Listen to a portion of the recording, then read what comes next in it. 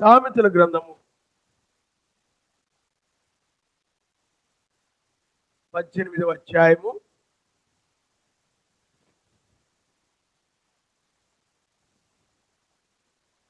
14వ వచనం మనం చదువుకుందాం. నరుని ఆత్మ వాని వ్యాధి నోర్చును, నలిగిన హృదయమును ఎవడు సహింపగలడు? ఆమేన్. కూర్చోండి, ప్రార్థన చేసుకుందాం. సర్వోన్నతుడా, అత్యంత కృప కలిగిన వాడా, మహాపరిశుద్ధుడా, నీ ఘనమైన నామాన్ని బట్టి వందనాలు, స్తుతి స్తోత్రములు నాయన. నా తండ్రి, ఇప్పటి వరకు పాటల ద్వారా నేను మహింపరచడానికి మాకు సహాయం చేసేందుకు స్తోత్రాలు నాయన. మరలా ఇప్పుడు మేము సామెతల గ్రంథంలోకి వచ్చిండగా మీరే మాకు సహాయం చేయమని, మీరే మాతో మాట్లాడమని నజరేయుడి నుండి అశ్వమేశ్వరం మిక్కిలుగా బ్రతిలాడు చదువుచున్నాము. ఆమేన్. పిల్లారా, ఇక్కడ సామెతల గ్రంథము 18వ అధ్యాయము 14వ వచనం మనం చూస్తే, నరుని ఆత్మ వాని వ్యాధి నోర్చును. నరుని ఆత్మ వాని వ్యాధిని ఓర్చును. పిల్లారా, మీకు అంటే మీరంటే మీరు కాదు, ఎవరైనా కానీ వాళ్ళకి రకరకాల బాధలు ఉంటాయి. రకరకాల బాధలు ఉంటాయి. ఒక్కొక్కరు ఒక్కొక్క రకమైన బాధ కలిగి ఉండొచ్చు. ఆ బాధను కొంతమంది తీరుస్తారు, కొంతమంది తీర్చలేరు. ఆ బాధ వారు పడాల్సిందే. కాబట్టి పిల్లారా, ఈ మాట ఎందుకు చెప్తున్నానంటే, నీవు ఇది చూడండి, ఇక్కడ నరుని ఆత్మ వాని వ్యాధి నోర్చును అనుంది. ఇప్పుడు నువ్వేదో ఒక బరువును మోసుకుని వెళ్తున్నావు అనుకోండి, అయ్యో మీరు మొయ్యలేకపోతున్నారు, లేవండి, నేను మోస్తానని నువ్వు సాయం చేయొచ్చు. లేకపోతే ఎవరో నడిచి వెళ్తున్నారు అనుకోండి, అయ్యో అందరూ మీరేం నడిచి వెళ్తారు, ఇదిగో బండి ఎక్కండి, అందరూ డ్రాప్ చేస్తాను. ఇలాగూ నువ్వు ఏదైనా సహాయం చేయొచ్చు. కానీ వ్యాధి అనేది ఉంది, చూసారా? వ్యాధి. ఇప్పుడు ఉదాహరణకి ఎవరైనా ఉదాహరణకి కడుపులో నొప్పితో బాధపడుతున్నారు అనుకుందాం. బాగా తిన్నారు, ఏదో బయట నుంచి బిర్యానీ తెచ్చుకొని బాగుంది కదని ఎక్కువ తినేశారు, కానీ అది అరగలేదు, ఏదో కడుపులో నొప్పి చేసింది, ఒకటే కడుపులో నొప్పిగా ఉంది. ఆ బాధ ఎవరు పడాలి? పక్కోళ్ళు ఎవరైనా పడతారా? ఆ వ్యాధి ఎవరు పడతారు చెప్పండి? నీవే పడాలా. అయ్యో అయ్యో కడుపులో నొప్పిలో బాధపడుతున్నావా, ఇలా ఇచ్చేయి, ఆ కడుపులో నొప్పి అయితే నేను బాధపడతాను అని నువ్వు అనలేవు. నీవు అనలేవు. లేకపోతే నీకు ఏ బీపీఓ, ఏ షుగరో, లేకపోతే ఏ జ్వరమో, లేకపోతే ఏ ఒళ్ళు నొప్పులో, లేకపోతే రోడ్డు మీద వెళ్తూ ఉంటే కాలుకు దెబ్బ తగిలింది అనుకుందాం. అది ఎవరు పడరు. ఒక ధనవంతుడు ఉన్నారంట, అతడికి పనివారు ఉన్నారంట, అతడు బోల్డ్ ఆస్తి కూడా ఉంది అనమాట. ధనవంతుడు అంటే బోల్డ్ ఆస్తి ఉంటుంది. అయితే అతడు పొలంలో పనిచేసేవాళ్ళు ఉన్నారు, ఇంట్లో పనిచేసేవాళ్ళు ఉన్నారు. అసలుకి ఏ బాధ అతడికి లేదు. ఇప్పుడు మనం ఉన్నాం అనుకోండి, సేవను గురించో, ఆత్మల గురించో, సమాజాన్ని గురించో, మందిరం గురించో భారం కలిగి ఉంటాం. కానీ అతడు ధనవంతుడు కాబట్టి, డబ్బున్న వ్యక్తి కాబట్టి, అతడు లక్షాధికారు లేకపోతే కోటీశ్వరుడు కాబట్టి తన డబ్బు ద్వారా ఏమైనా కొనుక్కొని కావాలంటే పనివారిని కూడా పెట్టుకొని ఆ పనులు చేయించుకుంటూ అతడు ఏ బాధ లేకుండా సుఖంగా జీవించవచ్చు. అర్థమైందా? కానీ అదే ధనవంతుడికి ఏ వ్యాధో వచ్చిందనుకోండి, ఆ వ్యాధిని నీకు 1,00,000 రూపాయలు ఇస్తాను, నాకు చాలా తలనొప్పిగా ఉంటుంది, ఎప్పుడు తల తిప్పుతూ ఉంటుంది, ఆ వ్యాధి పడరా అంటే అలాగేనండి 1,00,000 రూపాయలు ఎలా ఇవ్వండి నేను పడతానని అంటాడా? పడలేడు. మరి డాక్టర్ దగ్గరికి వెళ్ళాలి. డాక్టర్ గారు ఏం చేస్తారు చెప్పండి? మందులు ఇస్తారు. ఆ మందులను బట్టి ఏమవుతుందో చెప్పండి? నయమవుతుంది. నిజమైన విశ్వాసం అయితే విశ్వాసం మీద ఆధారపడతాడు. సర్వశక్తిమంతుడు స్వస్థపరుస్తాడు, ఆయన నమ్మనిస్తాడు. హల్లెలూయా. కాబట్టి చూడండి, మిగతా వాటి విషయంలో ఎవరైనా ఏదైనా సహాయం చేయొచ్చు, కానీ వ్యాధుల దగ్గరకు వచ్చేటప్పటికి అది ఏమిటి అనంటే, ఆ వ్యాధి వచ్చినప్పుడు ఎవరికైతే ఆ వ్యాధి వస్తుందో, ఏ వ్యాధి అయినా సరే, తలనొప్పి కావచ్చు, కడుపు నొప్పి కావచ్చు, కాళ్ళు లాగడం కావచ్చు, జలుబు కావచ్చు, దగ్గు కావచ్చు, నీకు బదులుగా ఇంకోటి దగ్గడం, నీకు బదులుగా ఇంకోటి తుమ్మడం, ఎవరు తుమ్మాలి? నీవే. అది తగ్గే వరకు ఏం చేయాలి చెప్పండి? నీవే తుమ్మాలి, నీవే పడాలి. ఆయన స్వస్థపరిచే వరకు పడాలి. ఇంకొకరు ఆ వ్యాధిని ఓర్చుకోలేదు. అందుకని నరుని ఆత్మ వ్యాధిని నోర్చును. నీ వ్యాధిని నీవే ఓర్చుకోవాలి. ఎవరు కూడా మిగతా వాటి విషయంలో ఎవరైనా సహాయం చేయగలరు, ఏదైనా సహాయం చేయగలరు. కానీ వ్యాధి దగ్గరకు వచ్చేటప్పటికి, ఆ బాధ దగ్గరకు వచ్చేటప్పటికి, ఆ నొప్పి దగ్గరకు వచ్చేటప్పటికి, అది ఏ నొప్పి అయినా సరే వారే పడాల్సి వస్తుంది. కాబట్టి పిల్లారా, అదే విధంగా బైబిల్లో పరిచయుడైనటువంటి ధనవంతుడు ఉన్నాడు. ఆ ధనవంతుడు భూమి మీద ఉన్నప్పుడు బహుగా సుఖించిన వాడు. బహుగా అంటే అతనికి ఒక ప్రార్థన లేదు, సరైన ఆత్మీయ జీవితం లేదు, అతడు ఒక వేషధారి. కానీ అతడు విస్తారముగా ధనము కలిగిన వాడు, గొప్ప ధనవంతుడని అతనికి పేరుంది. బహుగా సుఖించాడని, తన ఇష్టం వచ్చినట్లు సుఖించాడని బైబిల్ చెప్తుంది. తన ఇష్టం వచ్చినట్లుగా ఎక్కడికి వెళ్ళాలనుకుంటే అక్కడికి వెళ్ళాడు, ఏది చూడాలనుకుంటే చూశాడు, ఏది వినాలనుకుంటే అది విన్నాడు, ఎలా తిరగాలనుకుంటే అలా తిరిగాడు. ఇష్టం వచ్చినట్లు, తన ఇష్టం వచ్చినట్లు జీవించాడు. ఏం కట్టుబాట్లు లేవు. దాన్ని అడవిగారి జీవితం అంటారు. మరి అడవిగారిది కూడా ఏం చేస్తారు చెప్పండి? తన ఇష్టం వచ్చినట్లుగా జీవిస్తుంటుంది, తన ఇష్టం వచ్చినట్లుగా, తన ఇష్టం వచ్చినట్లు నడుస్తుంటుంది, తన ఇష్టం వచ్చినట్లుగా సుఖంగా, ఏమి కష్టపడకుండా, ఏమి బాధపడకుండా, ఎలాంటి శ్రమ లేకుండా, ఎలాంటి కష్టం లేకుండా చక్కగా చాలా బహు సుఖంగా బైబిల్ చెప్తుంది. చూడండి, లూకాసు వార్త 16వ అధ్యాయంలో, లూకాసు వార్త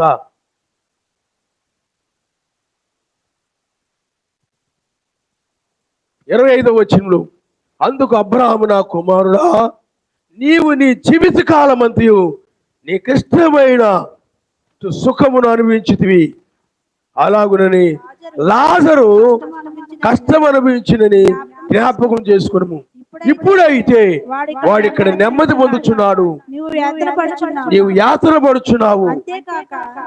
చూడండి, ఇక్కడ తన ఇష్టం వచ్చినట్లు సుఖించాడు, ఎవరి మాట వినకుండా, ఎవరి చెప్పింది కూడా పట్టించుకోకుండా, తన ఆలోచనలో ఎలా చేయాలనుకుంటే అలాగా ఆ విధంగా సుఖమైన మార్గాన్ని ఎన్నుకున్నాడు అనమాట.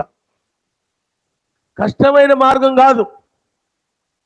నిజమైన సేవ, నిజమైనటువంటి భక్తి చేసే వాళ్ళకి కష్టాలు ఎక్కువగా ఉంటాయి, శ్రమలు ఎక్కువ ఉంటాయి, నిందలు ఎక్కువ ఉంటాయి, తిరస్కరిస్తారు. ఎటుకట్టు ఉండే వాళ్ళకి ఏమి ఉండవు. ఎటుకట్టు ఉండే వాళ్ళకి అంటే మనుషులు దగ్గరగా నడిచే వాళ్ళకి మనుషుల వల్ల ఎలాంటి శ్రమలు రావు, తిరస్కారాలు రావు. అన్ని పెళ్లిళ్ళు జరుగుతుంటే అక్కడికి వెళ్ళిపోతుంటారు, సంబరాలు పిలిచి వెళ్ళిపోతుంటారు, ఉత్సవాల దగ్గరికి వెళ్ళిపోతుంటారు, బంధువులు పిలిచి వెళ్ళిపోతుంటారు. ఇంకా ఎవరు వాళ్ళని ఏమి ధృవీకరించరు, వెరివేయరు. వాళ్ళతో భర్త భార్య ఇలా ప్రార్థన దేవుడు ఇలాగ వెళ్దామంటే వెళ్ళిపోతుంటారు. ఇంకా భర్త వల్ల తిరస్కారం ఉండదు, భార్య వల్ల తిరస్కరించబడరు, ధృవీకరించబడరు. అలాగే బంధువుల వల్ల ధృవీకరించబడరు, లోక సంబంధమైనటువంటి అన్యుల వల్ల ధృవీకరించబడరు. వాళ్ళు చెప్పినట్లుగా నడుస్తుంటారు. ఎవరు చెప్తే ఆ విధంగా నడుస్తూ ఉంటారు. నడిచే వాళ్ళకి ఇంకా మనుషుల వలన ఎలాంటి శ్రమలు ఉండవు, కష్టాలు ఉండవు, ఇబ్బందులు ఉండవు, శోధనలు ఉండవు, ఏమి ఉండవు. అర్థమైందా? అలా మనుషులు చెప్పినట్లు కాకుండా వాక్యం ఏం చెప్తుందో దాని ప్రకారం నడిచే వారికి మనుషులు ఈ లోకంలో అవిశ్వాసుల వలన శ్రమలు, నిందలు, అవమానాలు, తిరస్కారాలు ఇవన్నీ వస్తూ ఉంటాయి అన్నమాట. కానీ పరిచయుడు ఏం చేసేవాడంటే అందరు రాజకీయ నాయకులు చెప్పిన నడిచేవాడు, అధికారులు చెప్పిన నడిచేవాడు, లోక సంబంధం వారు చెప్పిన నడిచేవాడు, బంధువులు చెప్పిన నడిచేవాడు. అది ఇష్టం వచ్చి ఎవరు తన ఇష్ట ప్రకారం నడిచేవాడు తప్ప వాక్య ప్రకారం నడిచేవాడు కాదు. ఇంకా అతడు ఇంకా మనుషుల ఇష్ట ప్రకారంగా ఈ విధంగా నడిచి ఉండొచ్చేమో తెలియదు మనకి. తన ఇష్టమని ఉంది కాబట్టి తన ఇష్టం. అయ్యా అలా కాదు, ఇలా నడవాలంటే నా జీవితం నా ఇష్టం, నువ్వు ఎవరు చెప్పడానికి? బైబిల్ వాక్యం ఇలా చెప్తుందే, చెప్పుకో, బోధించుకో, అరువు. నా ఇష్టం వచ్చి నేనుంటా, నా ఇష్టం నేను నడుస్తా. అలాగే తన ఇష్ట ప్రకారం నడిచాడు అతడు. వాక్యం విన్నాడే కానీ, ధర్మశాస్త్రాన్ని గురించి విన్నాడే కానీ తన ఇష్ట ప్రకారంగా నడుచుకుంటూ వెళ్ళిపోయాడు. అతడు ఒక మతాన్ని వెంబడించాడు. అతడు తన ఇష్ట ప్రకారం. అందుకని ఇక్కడ చూడండి, నీకు ఇష్టమైనట్టుగా సుఖాన్ని అనుభవించితివి అంటే తను ఏ బాధ ఇబ్బంది లేనటువంటి మార్గములు నడిచాడు అతను. అందువల్ల అతనికి ఎవరి వలన, ఏ అవిశ్వాసుల వలన, ఎవరి వలన ఏ బాధలు లేవు, ఏ శ్రమలు లేవు, ఏమీ లేవు. ఎందుకంటే అందరికి తగ్గట్టుగా నడుచుకుంటూ పోతున్నాడు. ఇంకా సుఖంగా అంటే ఎవరు శ్రమ పెట్టరు, అతన్ని బాధ పెట్టరు, ఏమీ లేదు. మరి సుఖమైన మార్గమే కదా అది, ఏమండి? కానీ లాజరు అలా కాదు, వాక్య ప్రకారం నడుస్తూ ఉన్నాడు కాబట్టి, ఏమండి, వాక్యమును బట్టి అవిశ్వాసంతో విజ్జోడుగా ఉండకుండా ప్రత్యేకంగా ఉంటూ అలా ఆయన సన్నిధిలో జీవిస్తూ ఈ విధంగా ఉన్నాడు కాబట్టి వాళ్ళందరూ ఏం చేశారంటే తృణీకరించారు, శ్రమ పెట్టారు, నిందించారు, అవమానపరిచారు. కష్టాలు అన్నమాట అతనికి. మనుషుల వల్ల కష్టాలు, బంధువుల వల్ల కష్టాలు, ఇంట్లో వాళ్ళ వల్ల కష్టాలు, లేకపోతే బయట వాళ్ళ వల్ల శ్రమలు, ఈ విధమైనవి కూడా అన్ని పడి ఉండొచ్చు అతను. వాక్యం కోసం నిలబడినప్పుడు ఆ విధమైన శ్రమలు వస్తాయి. ఎందుకంటే ఇప్పుడు మెస్సీ ఉన్నాడు, మెస్సీకి తన సొంత సోదరులే, తన సొంత వారి వలన అతనికి శ్రమలు వచ్చాయి, హింసలు వచ్చాయి, తృణీకరించారు, సిలువ చేశారు. ఇరుకు మార్గం అంటారనమాట. నీతిమంతుని మార్గం ఏమిటి చెప్పండి? ఇరుకు మార్గము. లాజరు మార్గము ఇరుకు మార్గము. అదే పరిసయ్యుని యొక్క మార్గం అయితే విశాల మార్గం అనమాట. ఆ పరిసయ్యులు చూడండి, ఆ రోజుల్లో పరిసయ్యులను ఎవరైనా తృణీకరించారా? పరిసయ్యులను ఎవరైనా వెలివేశారా? పరిసయ్యులను ఎవరైనా శ్రమ పెట్టారా? పరిసయ్యులను ఎవరైనా సిలువేశారా? ఏమి వేయలా. ఎందుకనంటే అతడు తన ఇష్ట ప్రకారంగా నడిచేవాడు. కానీ మెస్సీ అన్నాడు, నా తండ్రి చిత్తమును నెరవేర్చుటకు నేను వచ్చాను తప్ప నా ఇష్టమును నెరవేర్చుకోవడానికి నేను రాలేదని చెప్పాడు. ఆయన నా మనసు నీ ఇష్టం వచ్చినట్లు జీవించడానికి కాదు, నీ ఇష్టం వచ్చినట్లు నడవడం కాదు, ఆయన ఇష్టాన్ని నెరవేర్చేవాడుగా. హల్లెలూయా, హల్లెలూయా. కాబట్టి ఇక్కడ పరిసయ్యుడైతే తండ్రి ఇష్ట ప్రకారం నడుచుకునేది కష్టమైనా కానీ నడిచాడు అతను. కానీ పరిసయుడు సుఖమైన తెలివి అన్నమాట. అంటే నిందలు రాకుండా, తిరస్కారాలు రాకుండా, అవమానాలు రాకుండా ఎలా చేస్తే బాగుంటుంది, ఎలా నడిస్తే బాగుంటుంది, అప్పుడు తన జీవితంలో ఆ విధంగా నడుస్తాడు. ఏమి శ్రమలు, ఇబ్బందులు ఏమి ఉండవు. కాబట్టి ఒక విషయాన్ని మీరు గ్రహించాలి. ఇక్కడ చక్కగా సుఖమైన మార్గంలో నడవచ్చు. ఇక్కడ నీకు చక్కగా సహాయం చేసేవాళ్ళు, ఆదరించేవాళ్ళు, ప్రేమించేవాళ్ళు, అంటే అన్యులు, మత్స్యాకు సంబంధించిన బంధువులు అందరూ నీకు ఉండొచ్చు. ఈ లోకంలో బాగు సుఖంగా నేను చూసుకునేలాగా, నీకే బాధ కలగకుండా, ఏ కష్టం కలగకుండా, ఏ ఇబ్బంది లేకుండా బాగా సుఖపెట్టేవారు ఈ లోకంలో ఎంతో మంది ఉండొచ్చు. నీకు పరిసయ్యునికి కూడా అలాగే ఉన్నారు. నీకు అర్థమైందా? ఆ విధంగా తన ఇష్టం వచ్చినట్టు సుఖపడ్డాడంట. ఏమండి, ఎవరు అతడు తృణీకరించలేదు బహుగా. ఎందుకంటే ధనం ఉంది, డబ్బు ఉంది, లోక స్నేహితులు ఉన్నారు.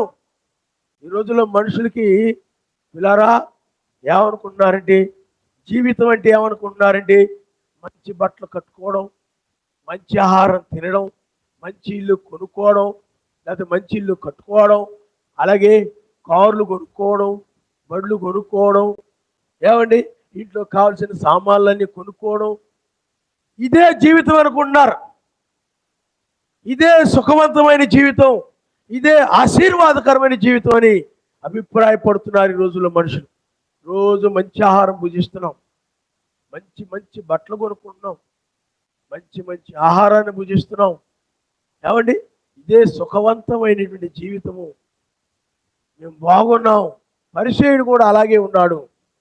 మంచి మంచి ఆహారాలు తిన్నాడు, మంచి మంచి వస్త్రాలు ధరించుకున్నాడు, మంచి మంచి గృహాలు కట్టుకున్నాడు, మంచి మంచి కార్లు, బళ్ళు, ₹1,00,000, 2 లక్షలు, 3 లక్షలు, లేకపోతే 10 లక్షలు, 20 లక్షలు, ఏదైనా సరే డబ్బు ఉంది కాబట్టి ఇంకా బహుసుఖముగా అతనికి లోకరీతిగా చక్కగా బంధువులు ఉన్నారు, స్నేహితులు ఉన్నారు.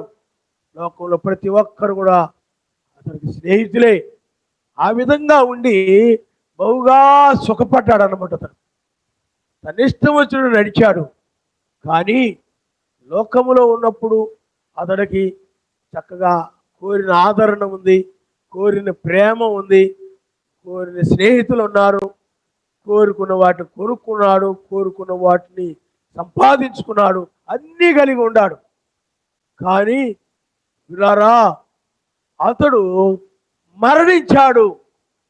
మరణించిన తర్వాత ఒక వ్యాధిని పొందుకున్నాడు. ఆ వ్యాధి ఏమిటనంటే విలారా నరకంలో పడద్రోయబడిన తర్వాత ఒక వ్యాధితో బాధపడ్డాడు. ఆ వ్యాధి ఏమిటనంటే అగ్ని ఆరదు, పురుగు చావు.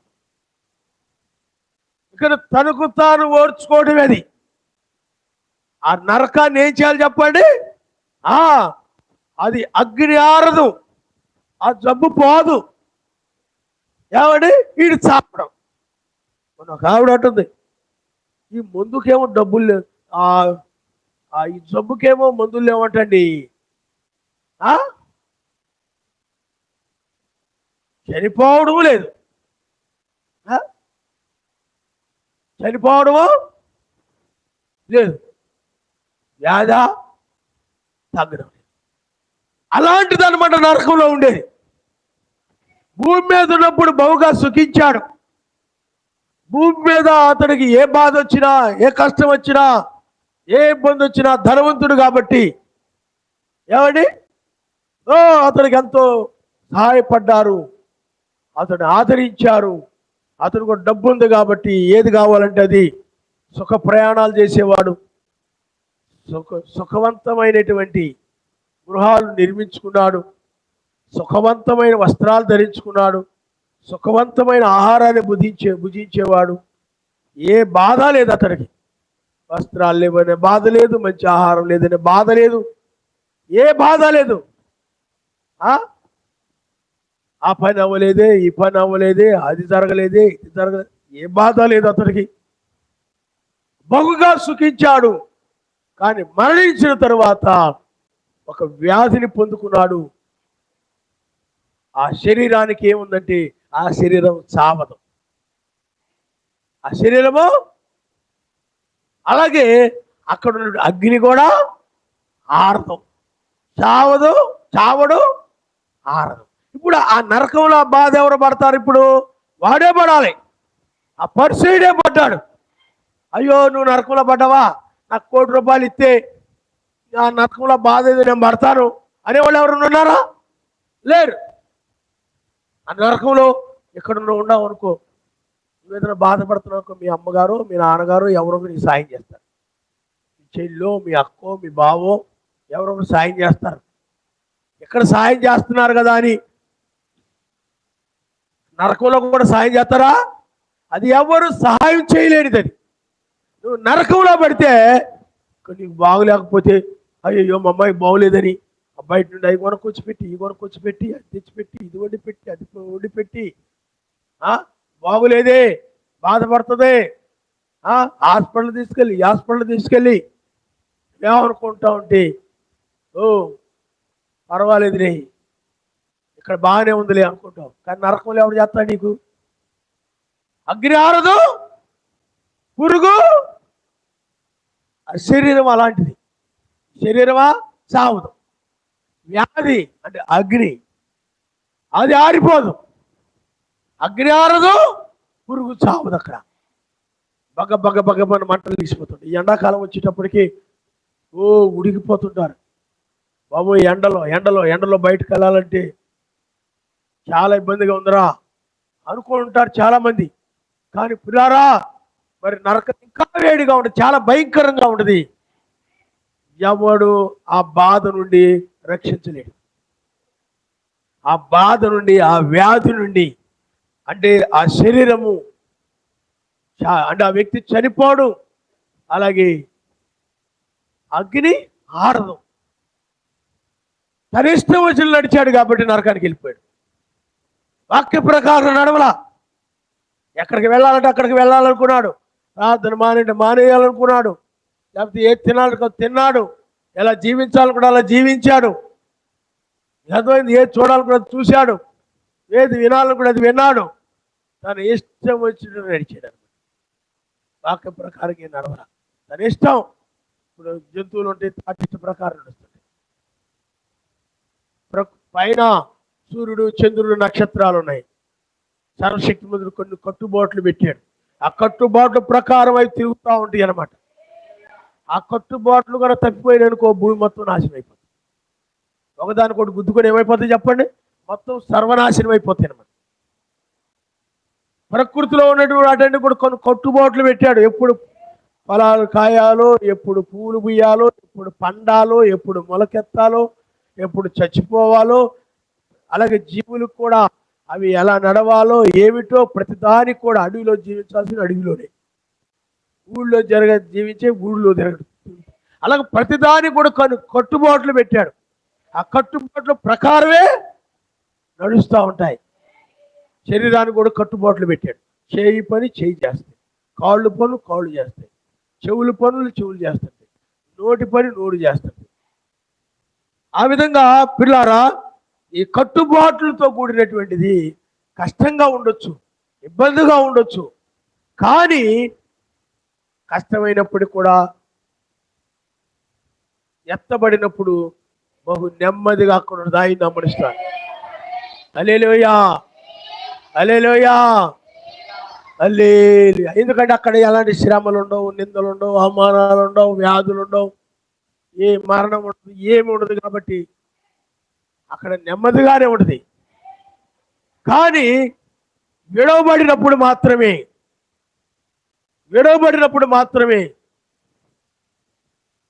ఈ భయంకరమైన వ్యాధి, ఆ నరకం అనే వ్యాధిని అనుభవించాల్సి. కానీ ఆ వ్యాధిని, ఆ నరకాన్ని నీకు బదులుగా ఎవ్వరు అనుభవించరు. నువ్వు పని ఉందనుకోండి, ఆ పని ఏదో బాగోలేక నువ్వు వెళ్ళలేకపోయావు అనుకోండి, నీ బదులుగా ఇంకొని పంపచ్చు. ఏమండి? అలాగే నీకు బదులుగా ఇంకోరు తిన్నారనుకోండి, నీ కడుపు నిండిద్దా? నిండదు. ఇది వర్తమానం ఉన్నాం అనుకోండి, ఎవరికి వాళ్ళే తినాలి. ఇది ఎవరికి వాళ్ళకే. నీ భార్య తిందనుకోండి, నీ కడుపు నిండుతుందా? నీ భర్త తిన్నాడు అనుకోండి, నీ కడుపు నిండుతుందా? నిండదు. ఎవరికి వాళ్ళే ఆహారాన్ని తినాలి. ఎవరికి వాళ్ళే. ఎవరి భక్తి వాళ్ళదే, ఎవరి క్రియలు వాళ్ళవే, ఎవరి రక్షణ వాళ్ళదే, ఎవరి ప్రార్థన వాళ్ళదే, ఎవరి పరిశుద్ధత వాళ్ళదే, ఎవరి పరిచర్య వాళ్ళదే. వారి వారి పరిశుద్ధతను బట్టి వాళ్ళు రక్షించబడతారు. వారి వారి క్రియలను బట్టి రక్షించబడతారు. అలాగే నరకము కూడా ఎవరికి వాళ్ళు అనిపించాల్సిందే. విడవబడితే ఎవరి వ్యాధిని ఈ ప్రపంచంలో ఎవరి వ్యాధిని వాళ్ళే పడుతూ ఉంటారు. ఒకరికొకరు పడరు. ఎవరికి వాళ్ళే. కొంతమంది హార్ట్ ప్రాబ్లం ఉండేవాళ్ళు ఉంటారు, దానివల్ల బాధపడే ఇంకొకరు పడతారా? పడరు. ఇంకొక కిడ్నీ ప్రాబ్లమ్స్ ఉంటాయి, వాళ్ళ బాధలు వాళ్ళు పడతా ఉంటారు. ఇంకొకరికేమో పిల్లారా ఇంకొక ఏదో వ్యాధి ఉంటుంది, వాటిని బట్టి వాళ్ళు బాధపడుతుంటారు. ఎవరి బాధలు వాళ్ళు పడుతూ ఉంటారు. కానీ ఎవరి వ్యాధిని వాళ్ళే ఓర్చుకుంటారు. అలాగే నరకంలో పడినప్పుడు కూడా ఆ నరకాన్ని, ఆ బాధని నీవు ఓర్చుకోవాల్సిందే. విడవబడే వారి పరిస్థితి అదే. ఈ లోకంలో డబ్బు ఉంది కాబట్టి, నాకు లోకంలో చాలామంది తెలిసిన వాళ్ళు ఉన్నారు కాబట్టి నాకు పర్వాలేదు, నేను మంచి సుఖంగా జీవిస్తున్నాను, మా బంధువుల్లో అందరికంటే నాది సుఖవంతమైన జీవితం, మా అక్కోళ్ళ కంటే మా చెల్లెళ్ళ కంటే వాళ్ళందరికంటే కూడా నాదే మంచి సుఖమైన జీవితం, ఏమండి నేనే ఏ కష్టాలు లేకుండా సుఖంగా ఉన్నాను, మిగతా వాళ్ళకంటే నా జీవితమే బాగుంది, ఏమండి అనుకోవచ్చు. ఇష్టం వచ్చిన నడిచే వాళ్ళ జీవితం సుఖంగానే ఉంటుంది. తమ ఇష్టం వచ్చినట్టు జీవించే వాళ్ళ జీవితం ఎలా ఉంటుంది చెప్పండి? సుఖంగానే ఉంటుంది. కానీ వాక్య ప్రకారం నడిచే వాళ్ళ జీవితం ఎలా ఉంటుందంటే కష్టంగా ఉంటుంది. కష్టమైనప్పుడు కూడా దానిలో ఆనందం ఉంటుంది. శ్రమల్లో, నిందల్లో, అవమానాల్లో ఆనందం ఉంటుంది. కాబట్టి పిల్లారు నువ్వు ఆలోచించి, ఈ లోకంలో ఏదో విధంగా నువ్వు బాధపడుతూ ఉంటే రకరకాలుగా సహాయం చేసేవాళ్ళు ఉండొచ్చు. నువ్వు వ్యాధితో ఉంటే డాక్టర్ గారు నీకు సహాయం చేయొచ్చు, లేకపోతే ఇబ్బందుల్లో ఉంటే ఎవరైనా నీకు సహాయం చేయొచ్చు, అప్పుల్లో ఉంటే ఎవరైనా నీకు సహాయం చేయొచ్చు, ఇంకొక అవసరతలో ఉంటే ఏదైనా నీకు సహాయం చేయొచ్చు, వంట నీకు ఎవరు సహాయం చేయొచ్చు, వంట సహాయం చేయొచ్చు, లేకపోతే నీకు ఏదో విధంగా లోకంలో సహాయం చేసేవాళ్ళు నీకు ఉండొచ్చు. కానీ పిల్లారా నరకంలో మాత్రము ఎవరు నీకు సహాయం చేయరు. ఎవరు కూడా ఆ నరకాన్ని, ఆ బాధని నువ్వు అనుభవించాల్సిందే, ఓర్చుకోవాల్సిందే, అరవాల్సిందే. అరుస్తావో, కేకలు పెడతావో, ఏం ఎవ్వరు నీకు సహాయం చేయరు. ఎవ్వరు నీకు అక్కడ సహాయమో. ఆ నరకం అనేది ఎలాంటిదనంటే అందరూ కూడా ఆ యొక్క నరకం అనేటువంటి దానిలో అగ్ని ఆరదు, పురుగు చావక వేదన పడుతూ ఉంటారు. ఎందుకంటే వాళ్ళందరూ కూడా తమ ఇష్టం వచ్చి నడిచిన వాళ్ళు అనమాట. ప్రవక్తలు చెప్పినట్టు నడవలేదు, వాక్యం చెప్పినట్టు నడవలేదు. వాళ్ళ ఇష్టం. అవసరమైతే ప్రార్థనకు వస్తారు, లేకపోతే మానేస్తారు. అర్థమైందే మీకు? ప్రార్థన కావాలంటే చేసుకుంటారు, లేకపోతే లేదు. వాళ్ళ ఇష్టం. ఆయన చెప్పింది ఏమి చేయరు. వాక్యం వినాలనుకుంటే వింటారు, లేకపోతే లేదు. వాళ్ళ ఇష్టం. అర్థమైందా? నా జీవితం నా ఇష్టం. నా ఇష్టం వచ్చిన బట్టలు ధరించుకుంటా, నా ఇష్టం వచ్చిన కొప్పులు పెట్టుకుంటా, నా ఇష్టం వచ్చిన నేను తిరుగుతా, నా ఇష్టం వచ్చిన స్నేహితులతో నేను తిరుగుతా, నా ఇష్టం వచ్చిన నేను మూతికి లిప్టిక్లు రాసుకుంటా, వాళ్ళకు రంగులు వేసుకుంటా, నా ఇష్టం వచ్చి నేను నడుస్తా. అర్థమైందా? నా ఇష్టం వచ్చిన నేను బట్టలు వేసుకొని తిరుగుతా. నువ్వెవరు చెప్పడానికి? ఇప్పుడు ఈ లోకం అంతా కూడా అలాగే ఉంది. నా ఇష్టం. ఏదో బండి అలాగే నడుపుతున్నావు అంటే నా ఇష్టం, నా ఇష్టం నేను నడుపుకుంటా. ఏదో నువ్వు క్రైస్తవుడు కదా, సినిమాలకు వెళ్తున్నావు, చూడకూడదు కదా, నా ఇష్టం. క్రైస్తవుడు కదా, ఆదివారం ప్రార్థన మానేయకూడదు కదా, లేకపోతే శనివారం ప్రార్థన మానేయకూడదు కదా, మరి ఆ ఊరు వెళ్ళేవేంటి? నా ఇష్టం. ఇప్పుడు ప్రతి ఒక్కరు నా ఇష్టం అని అంటున్నారు అనమాట. నా ఇష్టం. అమ్మా ఏంటి బట్టలు నా ఇష్టం. ఏమైనా ఇచ్చావా? ఏమైనా ఇచ్చావా మాకు? నా ఇష్టం. నేను సంపాదించుకుంటున్నాను, నా ఇష్టం నేను వేసుకుంటున్నాను. సంపాదించుకుంటున్నాను, నా ఇష్టం నేను తింటున్నాను. నేను సంపాదించుకుంటున్నాను, నా ఇష్టం వచ్చి నేను తిరుగుతాను. నేను సంపాదించుకుంటున్నాం, మా ఇష్టంలో మేము నడుస్తాం. వీళ్ళే నరకానికి వెళ్ళేవారు. వీళ్ళే నరకానికి వెళ్ళి ఆ వ్యాధిని అనుభవించేవారు. ఆ నరకంలో ఆ వ్యాధి, ఆ మనిషి చావడం, ఏమండి ఆ యొక్క అగ్ని అనే వ్యాధి, ఏమండి ఆడదు, పోదు, ఆ వ్యాధి పోదు. అందుకనే అమ్మా ఎందుకు నువ్వు జుట్టుగా తెరుచుకుంటా? నా ఇష్టం. వీడియో గేమ్లు ఎందుకు ఆడుతున్నాడు? నా ఇష్టం. ఎందుకు ప్రార్థన మానేసావు అబ్బాయి? నా ఇష్టం. మా డాడీ పంపించాడు అక్కడికి ఎక్కడికి. ఆ కోచింగ్ ఉంది, ఈ కోచింగ్ ఉంది, ఆ పరీక్షలు ఉన్నాయి, ఈ పరీక్షలు ఉన్నాయి. అన్నిటికంటే భక్తి ముఖ్యమా? నువ్వు ప్రార్థన మానేసి ఆ కోచింగ్ అని, ఈ కోచింగ్ అని, ఆ పరీక్షలని, ఈ పరీక్షలని, ఆ ఊరని, ఈ ఊరని వెళ్ళిపోయావు అంటే నా ఇష్టం. మా అమ్మ ఎలా ఉంది? మా అమ్మ అలాగంటది. ఇక్కడేమో ప్రార్థన అంటది, కానీ అక్కడికి వచ్చేసరికి నన్ను బాగానే పంపిస్తుంది. అన్నిటికి ఇల్లు ఇల్లు అంటది. మా అమ్మ కప్ప, అదేదో బలారు కప్ప. అలాగంటాడు, మందిరంలో భక్తి చేసుకోమని, ప్రార్థన చేసుకోమని అంటాడు. కానీ నేను ఆ లోపల మా అమ్మకి నేను బాగా చదువుకోవాలని, ప్రార్థన మానేసి బాగా చదువుకుని మంచి ఉద్యోగాలు తెచ్చుకోవాలని, మంచి పొజిషన్లో ఉండాలని, అందువల్ల నేను ప్రార్థన మానేసి మా అమ్మకేం బాధ ఉండదు. నీకు అర్థమైందా? ఏం బాధ ఉండదు. పైకి అలా అంటది అంతే. హృదయంలో మాత్రము బాగా లోకంలో నేను గొప్పడు కావాలని ఉండదు ఆమెకి. పాస్టర్ గారు అంటారు, మా పిల్లలు మా ఇష్టమై, మా పిల్లలు మా ఇష్టం, నువ్వెవరు చెప్పడానికి పాస్టర్ గారు?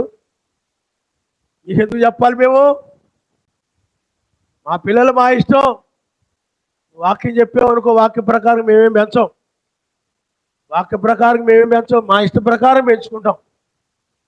మా ఇష్టమైన కాలేజీలో జాయిన్ చేసుకుంటాం, మాకు ఇష్టమైనటువంటి పద్ధతిలో పెంచుకుంటాం, మా ఇష్టం వచ్చినట్టుగా నడిపించుకుంటాం, మాకు ఇష్టమైన బట్టలు ఆడు కొనిస్తాం, మా ఇష్టం వచ్చినట్టుగా వీడియో గేమ్లు ఆడించుకుంటాం, మాకు ఇష్టమైన సెల్లు ఆడుకొనిస్తాం. నువ్వెవరు చెప్పడానికి? ఈ లోకం ఇప్పుడు ఎలా ఉందంటే మా ఇష్టం. ఇలాంటి వాళ్ళందరూ కూడా నరకంలో పడిపోయి ఆ వ్యాధిని అనుభవించబోతున్నారు. నరుని ఆత్మ ఒక రకమైన ఆత్మ అది. పిల్లారా, పిల్లారా, దయ్యపు ఆత్మ, ఆత్మ కలిగిన వారందరూ కూడా నరకంలో పడి నా జీవితం నా ఇష్టం, నేను ఎక్కడికైనా వెళ్తా, నువ్వెవరు చెప్పడానికి? మా ఆయనే నన్ను ఏమనడు, అర్థమైందా? మా తల్లిదండ్రులే నన్ను ఏమనరు, నా ఇష్టం మే నన్ను ఏమందు. కరెక్ట్గానే ఉంటుంది, కానీ నన్ను మాత్రం ఎలాగైనా ఉండమంటుంది. అర్థమైందా? నా ఇష్టం, మీరెవరు చెప్పడానికి? ఇలాంటి వాళ్ళందరూ కూడా రేపు ప్రమాదంలో పడతారు. లోకం అంతా అలాగే ఉంది, ప్రపంచం అంతా ఇప్పుడు అలాగే ఉంది. నా ఇష్టం, నా ఇష్టం, నా ఇష్టం, మా ఇష్టం, మా పిల్లల మా ఇష్టం. ఎవరు కూడా ఆయన ఇష్ట ప్రకారంగా. అందుకని ఇక్కడ లాజరు చూడండి, అక్కడ ఆయన ఇష్ట ప్రకారం నడిచాడు కాబట్టి. హల్లెలూయా. ఎవరైనా మా పిల్లల్ని ఆయన ఇష్ట ప్రకారం పెంచాలనుకుంటున్నామండి. ఇప్పుడు ఏంటంటే, ఎందుకు పాస్టర్ గారికి చెప్పామనుకోండి, మన పిల్లల గురించి మరి చెప్తాడు ఆయన. అందుకని చెప్పకుండా ఎక్కడ పంపించామనుకో, అడిగినప్పుడు చెప్తాలే, ముందుగా చెప్పామనుకో ఆపుతాడు పాస్టర్ గారు. ఇప్పుడు ఒక తెలివి, అదొక తెలివి. ముందుగానే చెప్పామనుకోండి, ఎక్కడికి ఊరు వెళ్తున్నారు అనుకోండి, పిల్లలు పంపించాలనుకోండి, పాస్టర్ గారు చెప్పామనుకో వద్దంటాడు, ఎక్కడికి అంటాడు. కాబట్టి చెప్పకాగరా, తెలిస్తే ఊరుకోడు, మెదకుండా వెళ్ళిపో, 2 రోజులు వచ్చాయి. నీకు అర్థమైందా? ప్రార్థన పోతే పోయిందిలే, ఆరాధన పోతే పోయింది, నువ్వు నరకానికి వెళ్తే వెళ్ళావులే, నరకానికి వెళ్తే వెళ్ళావు. పాస్టర్ గారు మాత్రం తెలియకుండా ఏం చేయాలి చెప్పండి? తెలియకుండా ఏం చేయాలి? సీక్రెట్గా చేయాలి. అందుకని పాపం ఎప్పుడు కూడా ఏం చేస్తారంటే రహస్యంగా చేస్తారంట. పాపాన్ని ఏం చేస్తారు చెప్పండి? సర్వశక్తిమంతుడు తెలియకుండా చేస్తారంట. పాస్టర్ గారికి తెలియకుండా, విశ్వాసులకు తెలియకుండా. ఏమండి, మంచి క్రియలైతే అలా చేయరు కదా. మరి మంచి క్రియలైతే అందరికి తెలియాలనుకుంటారు. కానీ చేసే చెడు పనులు అయితే ఏం చేస్తా చెప్పండి. కాబట్టి పిల్లారా, నీ జీవితం నీ ఇష్టం అనుకుంటే, నా పిల్లలు నా ఇష్టం, నా భర్త నా ఇష్టం, నా భార్య నా ఇష్టం, నేను కొట్టుకుంటా, ఎవరు చెప్పడానికి? వాడు పిడిగుద్దులు గుద్దుతాను, లేకపోతే ఆవిడ ముఖం మీద ఉమ్మేస్తాను, లేకపోతే పుట్టింటికి పంపించేస్తాను, లేకపోతే ఏదైనా చేస్తా. నా భార్య నా ఇష్టం. ఈ రోజుల మనుషులు ప్రతిదీ కూడా నా ఇష్టం అంటున్నారు. ప్రతి దాని విషయంలో ఆయన ఇష్ట ప్రకారంగా, ఆయన వాక్యం ఏం చెప్తుంది, ఆయన ఇష్టమేమైనదో ఆయన ఇష్ట ప్రకారంగా నడిచేవారే నిజమైన వాళ్ళు. వారు మాత్రమే ఆ వ్యాధి నుండి తప్పించుకుంటారు. నరకమనే వ్యాధి నుండి తప్పించుకుంటారు, ఆ చెర నుండి తప్పించుకుంటారు, ఆ బాధ నుండి తప్పించుకుంటారు. ఆయన ఇష్టం ఏమిటంటే నీ భార్యని నీ సొంత శరీరం వల్ల ప్రేమించడమే ఆయన ఇష్టం. ఆయన ఇష్టం ఏమిటంటే ఆయన బోధ ప్రకారం పెంచడమే నీ పిల్లల్ని ఆయన ఇష్టం. కానీ ఆయన ఇష్ట ప్రకారం, ఎందుకంటే ఆయన యజమాని, ఆయనే రాజులకు రాజు, సర్వశక్తిమంతుడు. ఆయన ఇష్ట ప్రకారం నడవాలి. ఆయన ఇష్ట ప్రకారం నడవకపోతే నిన్ను నరకంలో పడేసేవాడు ఆయనే. ఆయన ఇష్ట ప్రకారం నడిస్తే రక్షించేవాడు కూడా ఆయనే. అందువల్లే ఆయన ఇష్ట ప్రకారం నడవాలి. నా ఇష్టం, నా జీవితం నా ఇష్టం, నా ఇష్ట ప్రకారం నేను నడుస్తాను. నా డబ్బులు నేను సంపాదించుకున్నా, నా డబ్బులు నా ఇష్టం. అర్థమైందా మీకు? అలాగూ పిల్లారా, ఎవరు కూడా, ప్రతి ఒక్కరు కూడా వాళ్ళ ఇష్ట ప్రకారం నడుస్తున్నారు. నేరా ప్రార్థన రాకుండా ఊరి మీద తిరుగుతున్నావు, సెల్ ఫోన్ పెట్టుకొని ఊరి మీద తిరుగుతున్నావు ఏంట్రా అంటే, నా ఇష్టం. కనడం వరకే నీ బాధ్యత, మిగతాది నీకు సంబంధం లేదు. నువ్వు పూర్వకాలం దానిలో ఉండవు. ఇప్పుడు కాల పిల్లలందరూ ఎలా ఉన్నారు చూడు, వాళ్ళ ఇష్ట ప్రకారం నడుస్తున్నారు. రౌడీలాగా చింపాంజీ కటింగ్లు కత్తిరించుకొని. కాబట్టి పిల్లారా, ఆలోచన చేయండి.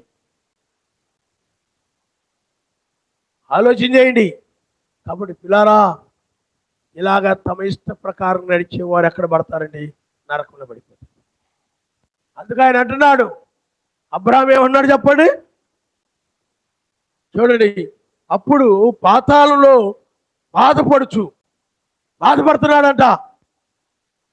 వ్యాధి వచ్చినప్పుడు మనిషి ఏం చేస్తాడు చెప్పండి? బాధపడతాడు. అలాగే ఇతను కూడా పాతాళంలో బాధపడుతున్నాడు. దేనివల్ల? నరకంలో అగ్ని వల్ల బాధపడుతున్నాడు. ఇక్కడ కూడా నువ్వు ఏదో ఒక వ్యాధి వల్ల బాధపడుతుంటావు. అక్కడ కూడా అదొక అగ్ని, ఒక రకమైన వ్యాధి. దానివల్ల అక్కడ నువ్వు బాధపడుతూ ఉంటావు. అగ్ని మండుతూ ఉంటుంది, నరకం అది. ఆ బాధపడుతూ తండ్రి అయిన అబ్రహామా, చూడండి, అతడికి పిల్లారా చాలా మంది పక్కన అనేక మంది నరకంలో పడి చుట్టూరు మంటలే, ఏం ఇళ్ళు లేవు, అక్కడ చెట్లు లేవు. ఇక్కడలాగా ఏదో ఒక మూలో ఏదో ఒక ప్రాంతంలో కదా మండేది. అక్కడ మొత్తం మంటలే. ఇక్కడ ఎక్కడ చూసిన ఇళ్ళు ఎలా ఉన్నాయో, చెట్లు ఎలా ఉన్నాయో, అక్కడ కూడా ఎక్కడ చూసినా మంటలే ఉంటాయి. ఏ ఇళ్ళు ఉండవు, చెట్లు ఉండవు, నీళ్ళు ఉండదు, ఈ నీరు ఉండదు, ఏమి ఉండవు అక్కడ నరకంలో. చీకటి, ఎటు చూసినా వెలుగు ఉండదు. ఇలాగే సూర్యుడు ఉంటాడేమో నరకంలో అనుకోకండి. సూర్యుడు ఉండడు, చంద్రుడు ఉండడు, నక్షత్రాలు ఉండవు, ఏమి ఉండవు. నరకం అంతా కూడా చీకటిగా ఉంటుంది. రాత్రిపూట ఎలా ఉంటుంది అలా ఉంటుంది. మంటలు మండుతూ ఉంటాయి. అందుతో మంటలు, విపరీతమైన మంటలు, అగ్ని అంటే సూర్యుడి నుండి వెలుగు. సూర్యుడు ఏంటంటే పెద్ద అగ్ని గోళం అనమాట. అంటే అగ్ని బాలులాగా, బాలు ఉంటుంది చూసారా, బాలు లాగానే అగ్ని అనమాట, మొత్తం నిప్పు. ఆ మంటల యొక్క వెలుగు మనకి ఇక్కడికి వస్తుంది అనమాట. కొన్ని వేల మైళ్ళ దూరంలో ఉన్నాడు సూర్యుడు మనకి. ఆ వెలుగు, దీపము వెలుగు ఎలాగ వస్తుందో అలాగే కింద నరకం కూడా ఎలా ఉంటుందంటే సూర్యుని వలె ఉంటుంది అనమాట. కింద నరకం సూర్యుడని కాదు, అంటే అగ్ని, లావా ప్రవహిస్తూ మంటలు చాలా భయంకరంగా. ఆ మంటల నుండి బయటకు రాలేరు, ఎవ్వరు కూడా దాన్ని తప్పించుకోలేరు. అడుగు చేద్దామంటే అంతా మంటలే, అంతా అగ్గినే. కాలు తీసి ఇంకొక ఇక్కడ అగ్గిని ఉందనుకోండి, దాని నుండి బయటకు నువ్వు పరిగెత్తచ్చు. అక్కడ అలా పరిగెత్తడానికి అవ్వదు. మరి ఎటు వెళ్ళినా అగ్నే, ఏ ప్రాంతానికి వెళ్ళినా అగ్నే. ఆ నరకం అంత భయంకరంగా ఉంటుంది అన్నమాట. వాళ్ళ ఇష్టం వచ్చినట్లు పాపం చేసే వాళ్ళందరూ కూడా వాళ్ళ ఇష్టం వచ్చినట్లు ఆయన మాట మీరిపోయి ఆయన మాట వినకుండా నడిచేవారందరూ కూడా ఆ నరకంలో ఉంటారన్నమాట. ఎందుకంటే అంత గొప్ప అంత భయంకరమైన నరకా నుండి ఆయన తప్పిస్తున్నాడంటే, అది తప్పించాలంటే నువ్వు ఆయన అదే విధమైన భక్తి చేస్తేనే తప్పించబడతావు. ఆయన నామమున స్తోత్రం. హల్లెలూయా. అది అంత భయంకరమైన నరకం నుండి ఆయన నిన్ను తప్పించాలంటే ఎంత భక్తి చేయాలి? ఆ నరకానికి వెళ్ళినా పర్లేదు మావాడు. ఏమండి, నరకానికి వెళ్ళినా పర్లేదు మావాడు. లోకంలో ఇంజనీర్ అయితే చాలు. మావాడు ఏం చేస్తాడమ్మా, ఇంజనీరు, అది చదువుతున్నాడు ఈ గొప్పలు చెప్పుకోవడానికి బాగుంటుందని అందరికీ. అమ్మాయి ఏం చదువుతుంది, అది చదువుతుంది. ఈ లోకంలో అందరూ కూడా ఆ గొప్పలు చూసుకుంటున్నారు తప్ప ఆరాధన పోయింది, భక్తి పోయింది, పరలోకం పోయింది వాడికి, అది పోగొట్టుకున్నాడు అనే బాధ ఏమి లేదనమాట. మా ఇష్టం. నీకు ఎందుకు చెప్పాలి? నీకు ఎందుకు చెప్పాలి పాస్టర్ గారు? మా ఇష్టం. ఇష్టమే. ఇది ఆయన చిత్తమా లేదా ఏమైనా విచారించావా? ఆయనకి ఇష్టమా కాదా? ఫలానా చోటుకి వెళ్తున్నా ఆయనకి ఇష్టమా కాదా? ఆయన చిత్తమా కాదా? ఆయన ఇష్టాన్ని తీసుకున్నావా? సర్వశక్తిమంతుని ఇష్టమా కాదా? దావీదు యుద్ధానికి వెళుతున్నానంటే ఇది ఆయన చిత్తమా కాదా అని విచారించమా. యెహోషాపాతు, ఆహాబు యుద్ధానికి వెళ్ళేటప్పుడు విన్నారా? విచారించారు. యుద్ధానికి వెళ్తాను, రామోత్ మీదకి యుద్ధానికి వెళుతున్నాము, మరి యుద్ధంలో విజయం పొందుతామా లేదా అని విచారించారు వాళ్ళు. అయితే ముందుగా అబద్ధకులు విచారించారు. అబద్ధ బోధకులు విచారిస్తే వాళ్ళు అన్నారు, మీరు ఖచ్చితంగా విజయం పొందుతామని చెప్పారు. పొందుతారు, మీకేమి ఇబ్బంది లేదని చెప్పారు. అదే యెహోషాపాతుకు నమ్మకం కుదరలా. ఇంకెవరైనా ఉన్నారంటే మేకాయ అనే ఒక వ్యక్తి ఉన్నాడు, అతడు ఎప్పుడు కూడా నాకు విరోధంగానే మాట్లాడతాడు, అతడు నాకు వ్యతిరేకంగానే మాట్లాడతాడు, ఏ ప్రసంగం చేసి నా మీద పెట్టి చేస్తాడు ఆయన. అయితే అతడు పిలవండి అన్నాడు. అప్పుడు మేకాయని పిలిస్తే ఉన్నాడండి, నువ్వు యుద్ధానికి వెళతావు, విజయం పొందుతావు అంటే, అలా కాదు, నిజం చెప్పు, నీవు విజయం పొందవు. నేను పరలోకంలో మీటింగ్ జరగడం చూశాను. ఆ మీటింగులో అబద్ధములాడే ఆత్మగా కొంతమంది మీదకి, వాళ్ళే అబద్ధముల ఆత్మ కలిగిన వాళ్ళే మీకు అబద్ధం చెప్పారు విజయం పొందుతామని. నీవు యుద్ధానికి వెళతావే కానీ విజయం పొందవని చెప్పాడు. ఆయన నమ్ముతాడు. హల్లెలూయా. నువ్వేనాడైనా ఆయన చిత్తాన్ని, ఆయన ఇష్టాన్ని తెలుసుకొని, ఆయన ఇష్ట ప్రకారం నేను నడవాలి కాబట్టి ఆయన ఇష్టం ఏమైనదా అని తెలుసుకొని నువ్వేనాడు నడిచావా? ఇష్టాన్ని తెలుసుకున్నావా? ఆయన దగ్గర విచారించావా? ప్రవక్తల దగ్గర విచారించావా? ఏ విచారించవు, నీ ఇష్టం అన్నమాట.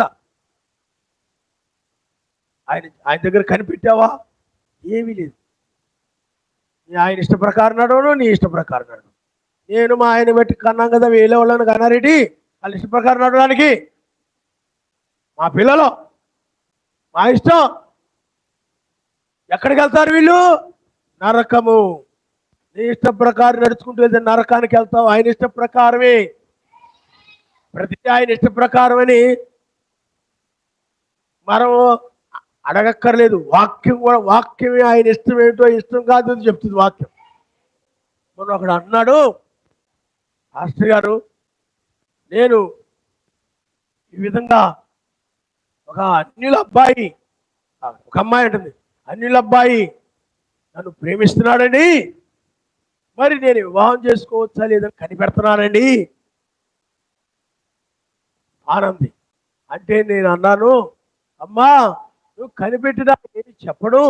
ఎందుకంటే ఆల్రెడీ బైబిల్లో అవిశ్వాసులతో మీరు జోడుగా ఉండకుడి. బ్రహ్మాం గారు కూడా ఏం చెప్పారంటే, మీరు మత్స్యాగ సంఘాల వాళ్ళను కానీ అన్యులను కానీ మీరు వివాహం చేసుకోవద్దు అని చెప్పాడు. ఆల్రెడీ చెప్పాడు కాబట్టి నువ్వు చెప్పిన దాన్ని పాటించకుండా చిత్తమా కాదని నేను విచారిస్తానంటావేంటి? బైబిల్ చెప్తుంది ఏది ఆయనకి ఇష్టమో కాదు.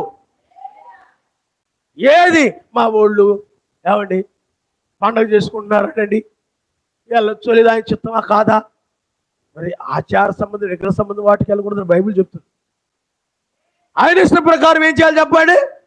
నడవాలి. కానీ నువ్వేం చేస్తున్నావు?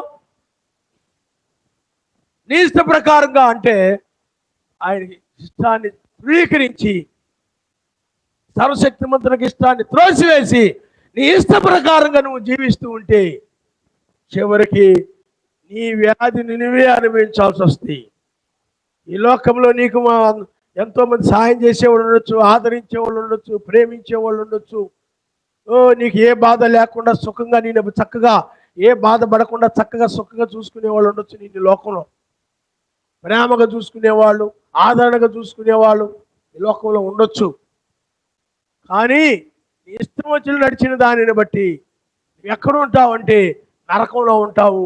కానీ ఆ వ్యాధి నుండి ఇక్కడ భూమి మీద నిన్ను ప్రేమించినటువంటి లోకము, నిన్ను ప్రేమించిన మత్స్యాగ సంఘాలు ఆ నరకంలో నీ వ్యాధిని భరించవు. ఆ నరకములో నీ వ్యాధిని నీవే అనుభవించాల్సి వస్తుంది. అది సత్యము. హల్లెలూయా. దానికి సిద్ధపడితే నీ ఇష్టం వచ్చినాడు. నీవుగా నీ ఇష్ట ప్రకారం నడుస్తున్నావు అంటే నువ్వు నరకానికి సిద్ధపడినట్లు లెక్క. నువ్వు నరకంలో నీ ప్లేస్ దొరికి నువ్వు రిజర్వేషన్ అయిపోయినట్టే. నీ ఇష్ట ప్రకారం నడుస్తున్నావు అంటే నీ ఇష్ట ప్రకారం జీవిస్తున్నావు అంటే నరకంలో నీకు రిజర్వేషన్ అయినట్టే టికెట్ నరకానికి. అందుతో డౌట్ ఏమి లేదు. ఎందుకంటే నీ ఇష్టం వచ్చి నడుస్తుంటే నీతో ఆయన ఏం రాడు. ఆయన వాక్య ప్రకారం నడిచే వారితో ఆయన తోడుగా ఉంటాడు ఎప్పుడు కూడా. ఆయన నీ ఇష్ట ప్రకారం నడుస్తుంటే నీకు తోడుగా ఆయన ఆత్మ తోడుగా ఉండదు. దయ్యాలు వస్తాయి నీ వెంట, దురాత్మలు వస్తాయి. ఎప్పుడైతే ఆయన వాక్య ప్రకారం నిలబడితే పరిశుద్ధాత్మ. హల్లెలూయా. బైబుల్లో ఇస్కరియోతు యోధా ఉన్నాడు, అలాగే శిష్యులు ఉన్నారు. 11 మంది శిష్యులు ఆయన వాక్య ప్రకారం నడుస్తూ ఉండేవాళ్ళు. పరిశుద్ధాత్మ వాళ్ళకు తోడుగా ఉంది. హల్లెలూయా.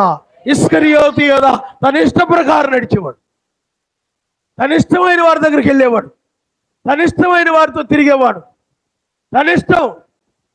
ఒక యజమాని ఉన్నాడే, ఒక సర్వశక్తిమంతుడు ఉన్నాడే, ఒక రాజు ఉన్నాడే, ఆయన ఇష్ట ప్రకారం నడవాలి. ఆయనే తీర్పు తీర్చేవాడు, ఆయనే న్యాయాధిపతి అని ఏం ఆలోచించకుండా తన ఇష్ట ప్రకారంగా నడిచేవాడు. అందుకనే దయ్యాలు అతని అంటూ వచ్చాయన్నమాట. దయ్యాలు అతనితో పాటే వచ్చాయి. మీకు అర్థమైందా? సౌలు రాజు ఉన్నాడు అనుకోండి, సర్వశక్తిమంతుడి మాట విన్నంతకాలం పరిశుద్ధాత్మ తోడుగా ఉంది. ఎప్పుడైతే ఇక పరిశుద్ధాత్మ మాట, సర్వశక్తిమంతుడి మాట వినకుండా తన ఇష్ట ప్రకారం నడిచాడో, జనులు చెప్పినట్టు విన్నాడో, అప్పుడు అతనికి దయ్యము వెంబడించింది కథ, దురాత్మ. అతను ఎక్కడికి వెళ్ళినా తనతో పాటు దురాత్మ వచ్చేస్తుంది, దయ్యాలు వచ్చేస్తున్నాయి కూడా. అతను ఎక్కడికి వెళితే అక్కడికి దయ్యాలే కూడా వస్తున్నాయి. దావీదు పాట పాడినప్పుడు, సంగీతం వాయించినప్పుడు ఆ దయ్యాలు పోయి మళ్ళీ వచ్చేసాయి. ఎందుకంటే పాటల్లో పాడుడు ద్వారా దయ్యాలు పారిపోతాయి. హల్లెలూయా. సంగీతము, ఆత్మ సంబంధమైన పాటలతో కూడిన సంగీతం, దయ్యాలు ఏమైపోతాయి చెప్పండి? పారిపోతాయి. అందువల్ల ఆయన వాక్యాన్ని గనక లెక్క చేయకుండా, ఆయన వాక్యానికి విరోధంగా గనక వెళ్ళినట్లయితే, ఆయన మాటకు విరోధంగా ఆయన ఏం చెప్పాడు దాని ప్రకారం కనుక లేకుండా వెళ్ళినట్లయితే నీకు ఆయన తోడుగా రాడు. కానీ దయ్యాలు మాత్రం నీ వెంట వచ్చేస్తుంది, దురాత్మలు సైన్యం వల్ల నీతో పాటు వచ్చేస్తుంది. చెడుతనంలో నడిపించడానికి, పాపాలు ఎక్కువగా చేయించడానికి, అక్రమ సంబంధాలు, అన్యాయాలు, మోసాలు, విచారాలు ఇవన్నీ చేయించడానికి ఆ దయ్యాలు నీతో పాటు వచ్చేస్తాయి. దురాత్మలు అనమాట. అవి కూడా అదృశ్యంగానే ఉంటాయి. ఆయన దూతలు ఎలా అదృశ్యం ఉంటారు, సర్వశక్తి దూతలు, ఆ దయ్యాలు కూడా ఏం చేస్తాయి చెప్పండి? అవి కూడా అదృశ్యంగానే ఉంటాయి. అవి చివరికి ఎక్కడ తీసుకెళ్తాయి? నరకాన్ని తీసుకుపోతాయి. అందుకనే ఇక్కడ నీకు బాగా సుఖంగానే ఉందిలే, బాగానే సంపాదించుకున్నాం, బాగానే బతుకుతున్నాం, పర్వాలేదు, మనకు రావాల్సిన బోళ్ళు ఆస్తుంది, బోళ్ళు డబ్బు ఉంది, పర్లేదులే, మనం బాగానే బతుకుతాంలే, మన అమ్మోళ్ళదో, మన నాన్నోళ్ళదో, మన తాతోళ్ళదో అవే వచ్చి పడిపోతాయి, పర్వాలేదు అని నీవు ఈ లోకంలో సుఖంగా జీవించవచ్చు. నీకు ఏమండి, నీ ఇష్టం వచ్చి నడుస్తుంటే నీకు సుఖంగా ఉండదు. ఆయన ఇష్ట ప్రకారం నడిస్తేనే మనకు నెమ్మది ఉండదు. ఆయన నమ్మని ఇష్టాలు హల్లెలూయా. వీళ్ళకి లోకస్తుల ఇష్ట ప్రకారం నడిస్తేనే సుఖం ఉండదు, వీళ్ళకి నెమ్మది ఉండదు. మనం ఆయన ఇష్ట ప్రకారం నడిస్తేనే. అందుకనే మనుషుల ఇష్టమును నెరవేర్చుకుంటూ కాదు, నీ బంధువుల ఇష్టాన్ని నెరవేర్చడానికి కాదు, నీ కొడుకుల ఇష్టాన్ని నెరవేర్చడానికి కాదు, మీ అమ్మ ఇష్టాన్ని నెరవేర్చడానికి కాదు, మీ తల్లిదండ్రుల ఇష్ట ప్రకారం ఇష్టాన్ని నెరవేర్చడానికి కాదు, ఆఫీసర్ల ఇష్టాన్ని, ఈ ఆఫీసర్ల ఇష్టాన్ని, ఆ కలెక్టర్ల ఇష్టాన్ని, పోలీసుల ఇష్టాన్ని, ఇంక వీళ్ళ ఇష్టాన్ని, వాళ్ళ ఇష్టాన్ని నెరవేర్చడానికి కాదు, ఆయన చిత్తమును, ఆయన ఇష్టాన్ని నెరవేర్చే నీ పని. ఆ వ్యాధుని తప్పించుకోవాలి, నరకమును తప్పించుకోవాలంటే. అందుకని 1000 ఏళ్ల పాలనలో కూడా ఎవరి ఆనందాన్ని వాళ్ళు ఆనందిస్తారు, అందరూ కలిసి ఆనందిస్తారు. హల్లెలూయా. అదే నరకంలో అయినట్లయితే ఎవరి బాధ వాళ్ళదే. రాబోయేది ఒక నరకమే. చాలా మంది ఉంటారు దానిలో. ఈ లోకంలో గొప్ప గొప్ప వాళ్ళందరూ కూడా రాజకీయ నాయకులు, సినిమా వాళ్ళు, క్రికెట్ ప్లేయర్లు, లోకరీతి వాళ్ళు గొప్పలు కావచ్చు, సినిమా యాక్టర్సు గొప్పోళ్ళని గుడ్లెల్ల పెట్టి చూస్తుంటారు. వాళ్ళ గురించి ఏంటంటారు, చెవులు లెక్కపడుచుకొని. వీళ్ళందరూ ఎక్కడుంటారు చెప్పండి? పాపులందరూ కూడా ఒక ధనవంతుడు నరకంలో ఉంటారు. ఒక ధనవంతుడు అంటున్నాడు, ఏమయ్యా, నీకు బోల్డ్ డబ్బు ఉంది కదా, నీకు ఏ బాధ, ఏ ఇబ్బంది లేదు కదా, ఆ డబ్బుతో నువ్వు బహుగా సుఖించవచ్చు, కావాల్సిన కొనుక్కొని. ఎందుకంటే ఈనాడు సుఖవంతమైన వస్తువులు వచ్చాయి, కష్టపడకుండా కరెంటుతో పనిచేసే వస్తువులు వచ్చాయి, పెట్రోల్తో పనిచేసే వస్తువులు వచ్చాయి, గ్యాస్తో పనిచేసే వస్తువులు వచ్చాయి. సుఖపడేలాగున ఏమండి, డబ్బుంటే చాలు సుఖమే, డబ్బుంటే చాలు సుఖమే. దండాంగారు అంటారు, ఒకప్పుడు అంట ఏమీ లేవంట.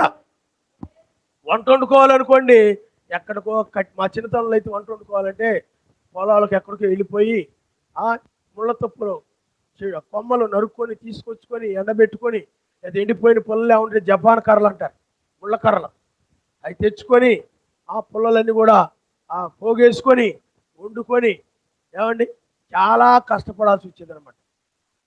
గ్యాస్ అంటే తెలీదు, చాలా శ్రమ పడాల్సి వచ్చేది.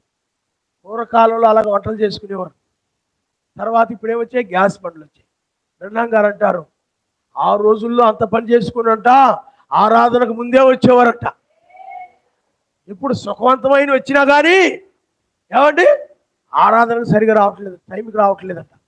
బ్రహ్మం గారు అన్నారు, ఆ రోజుల్లో నడిచి వచ్చేవారు, కొన్ని మైళ్ళు 4 గంటలకు బయలుదేరి అలా నడిచి ప్రార్థనకు వచ్చేవారు. బళ్ళు లేవు అప్పట్లో, కార్లు ఈ బళ్ళు లేవు, కానీ ప్రార్థనకు ముందే ఉండేవారట. అంటే ఆ పర్వతాలు దాటుకొని, ఈ పర్వతాలు దాటుకొని, ఆ కొండలు దాటుకొని, ఆ గుట్టలు దాటుకొని, ఆ వీధులు దాటుకొని, ఆ సెంటర్లు దాటుకొని అలాగ వచ్చేసేవారట ప్రార్థనకి, కొన్ని మైళ్ళు నడిచి. కానీ సుఖవంతమైనవి వచ్చాయి, బళ్ళు, ఆటోలు. అవి వచ్చాకంట సమయానికి రావట్లేదంట. ఎందుకని బండి ఉంది కదా, ఎంతసేపు వెళ్ళిపోతాం, ఆటోలోనే కదా బోల్డ్ ఆటోలు, ఎంతసేపు వెళ్తాంలే, కాసేపు పడుకో, ఇంతకుముందు అయినట్టు బాబోయ్ నడిచి వెళ్ళాలిరా అందూరం, టైంకి వెళ్ళాలి అని చెప్పి 3 గంటలు లేచి రెడీ అయిపోయి వచ్చేవారు ప్రార్థన. ఇప్పుడైతే బండి మీద ఎంతసేపు వెళ్తాం, పడుకో, టైం ఉందే, అప్పుడే లేచిపోయి కూర్చున్నాం కరుదేవిలాగా అంటాడు. తీరిక లేచి ఏమండి టైంకి రాకుండా ఇప్పుడు ఏమయ్యాలి, నా ఇష్టం, నా ఇష్టం టైంకి వస్తాను. పిల్లారా మీరు ఆలోచన చేయండి. ఇప్పుడు మనుషులు ఎక్కడ చూసినా వాళ్ళ ఇష్టం వచ్చి నడుస్తున్నారు తప్ప వాక్య ప్రకారం నడిచేవాళ్ళు కనపట్టలేదు. అలా రావాలంటే కష్టమండి. బుధవారం ప్రార్థన మానేయకుండా రావాలంటే కష్టమండి నాకు. శనివారం ప్రార్థన మానేయకుండా రావాలంటే నాకు కష్టమండి. ఆదివారం ప్రార్థన మానేయకుండా రావాలంటే నాకు కష్టమండి. నాకు బోల్డు పనులు ఉన్నాయి, ఆ ఊరి ఊరు వెళ్ళాలి, నాకు కష్టం. కష్టమైన రావాల్సిందే. రక్షణ కావాలనుకుంటే ఆయన మనుషులు ఇప్పుడు కష్టం అంటున్నారు. వీళ్ళకి సుఖం కావాలి, కష్టం వద్దు. వీళ్ళకి కష్టం వద్దు, సుఖం కావాలి. సుఖమైన మార్గాన్ని కోరుకుంటున్నారు. కాబట్టి పిల్లారా, ఆ మార్గాన్ని వెళ్ళకండి, అది నరకము. ఆ వ్యాధిని నువ్వే అనుభవించాలి. ఇక్కడ చిన్న చిన్న రోగాలు నువ్వే, ఆ వ్యాధుల్లే నువ్వు అనుభవించలేక ఇబ్బంది పడుతున్నావు. ఎవరు ఆ వ్యాధులు అనుభవించరు, నీకు నీ వ్యాధి నువ్వే అనుభవించాలి. అలాగే నరకంలో కూడా ఆ నరకం నీవే, ఆ శిక్ష నీ శిక్షను నువ్వే అనుభవించాలి. ఎవరి క్రియలు బట్టి వారికి శిక్ష. నీ భర్త క్రియలను బట్టి ఆయనకి శిక్ష. నీ భర్త యొక్క పాపంలో నువ్వు పాలిభాగస్తులైతే, ఏకీవించి పాలిభాగస్తురాలు అయితే దానికి కూడా నువ్వు శిక్ష అనిపిస్తావు. నా భర్త కదా అని శారీరక ప్రేమను బట్టి అతని యొక్క శారీరక క్రియ యొక్క పాపము సంబంధమైన వాటిలో నువ్వు కూడా ఏకీవించినందువల్ల బైబిల్లో అననీయ సప్పిరాలు ఏం చేశారు చెప్పండి? ఇద్దరు చక్కగా ఏకీవించారు. అననీయ సప్పిరాలు కలిసి మాట్లాడుకున్నారు. ఈ రోజుల్లో కూడా పిల్లల గురించి వాళ్ళే మాట్లాడుకుంటున్నారు. మన పిల్లలు ఏం చేద్దాం, ఏమిటి, ఏమండి, అతడు పాపి, నీ భర్త పాపి అయ్యుండొచ్చు, నీ భార్య పాపాత్మురాలు అయ్యుండొచ్చు. ఆమె సలహాలు బట్టి వాళ్ళ సలహాలు బట్టి నువ్వు నిర్ణయం తీసుకో. అప్పుడు వాళ్ళతో ఏకీపించి వెళ్ళిపోతున్నావు. నీవు కూడా అతడితో పాటు శిక్షించబడతావు. అతడితో పాటు నువ్వు నరకానికి వెళ్ళిపోతావు. ఎందుకంటే నువ్వే ఏమి అడ్డు చెప్పాల, ఏం చేయలేదు చెప్పండి, అడ్డు. అందుకనే పిల్లారా, నేను ఆయన ఇష్ట ప్రకారం నడవాలని ఎప్పుడు గుర్తుపెట్టుకో. ఈ శిరస్సు ఆయనే, శిరస్సును బట్టి శరీరం అంతా ఎలా నడుస్తూ, అలాగే ఆయన బట్టే నువ్వు నడవాలి తప్ప నీ ఇష్టం వచ్చిన నడుస్తాను, నా జీవితం నేను సంపాదించుకుంటున్నాను అనుకుంటూ, నా జీవితం నా ఇష్టం, నా కుటుంబం నా ఇష్టం, నా కుటుంబం ఇష్ట ప్రకారం నడుస్తా, ఎక్కడుంటావు అంటే ఆ నరకంలో పడతావు. ఇప్పుడు అంటావు నా కుటుంబం ఇష్ట ప్రకారం నడుస్తావు, రేపు నరకంలో పడిన తర్వాత నీకు వస్తుంది. నీ కుటుంబం ఏమి నీ వ్యాధిని అనుభవించదు. నీకు వచ్చిన వ్యాధుల్ని ఎవరు అనుభవిస్తున్నారో, ఇల్లు పాపం చేసేటప్పుడు ఏమంటావు అంటే, మా కుటుంబం అంతా కలిసి మేము అనుకొని చేసామండి, మా ఇష్ట ప్రకారం చేసాం. అప్పుడు నీకు ఆయన నీకు శిక్షిస్తాడు. శిక్ష రాగానే ఏమంటున్నావు, ఆ వ్యాధి ఎవరు అనిపిస్తున్నారు? వాళ్ళు అనిపిస్తున్నారా? నువ్వే అనిపిస్తున్నావు. అందుకని పిల్లారా, దీనికంటే ఈ వ్యాధులన్నిటికంటే కూడా భయంకరమైన నరకం అనేది ఉంది. అందుకని సామెత గ్రంథంలో వాక్యం చెప్తుంది, నరుని ఆత్మ వాని బాధ నోర్చును.